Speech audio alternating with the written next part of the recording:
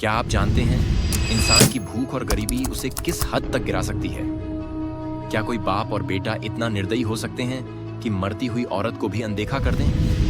ये कहानी है कफन की, मुंशी प्रेमचंद की सबसे झकझोर देने वाली कहानियों में से एक। घीसू और माधव, बाप और बेटा, दो ऐसे इंसान जिनके लिए मेहनत करना कभी आदत नहीं बनी। दोनों दूसरों की दया पर जीते हैं और भूख मिटाने के लिए कुछ भी करने को तैयार रहते हैं। लेकिन क्या गरीबी उनकी सजा है या उनकी खुद की बनाई कैद? माधव की पत्नी, एक कमजोर बीमार औरत जो जिंदगी और मौत के बीच झूल रही थी, और ये दोनों उसकी हालत देखकर भी अनदेखा कर देते हैं। माधव कहता है, बापू, पेट में आग लगी है, कुछ खाने को मिलेगा या नहीं? और घीसू जवाब देता है, किस्मत को कोसना छोड़ चल कोई जुगाड़ करें, आज किसी के खेत में मरे हुए आलू ही सही, कुछ तो मिलेगा।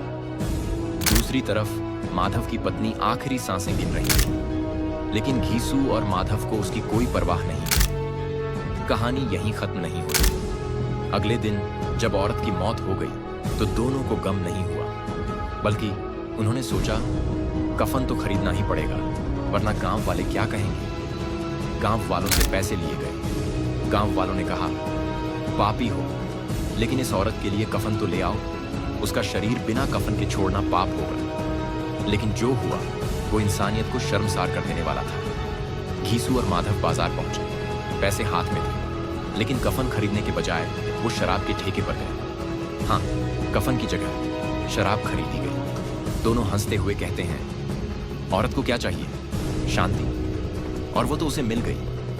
अब हम क्यों भूखे मरें?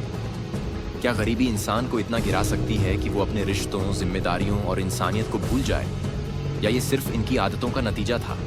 ये सोचने का सवाल है। तो आप क्या सोचते हैं? घीसू और माधव जैसे लोग समाज की देन हैं या उनकी खुद की बनाई कहानी? कमेंट सेक्शन में हमें बताएं। और अगर ऐसी और कहानियां सुनना चाहते हैं तो चैनल को सब्सक्राइब करना ना भूलें। और मिलते हैं अगली कहानी।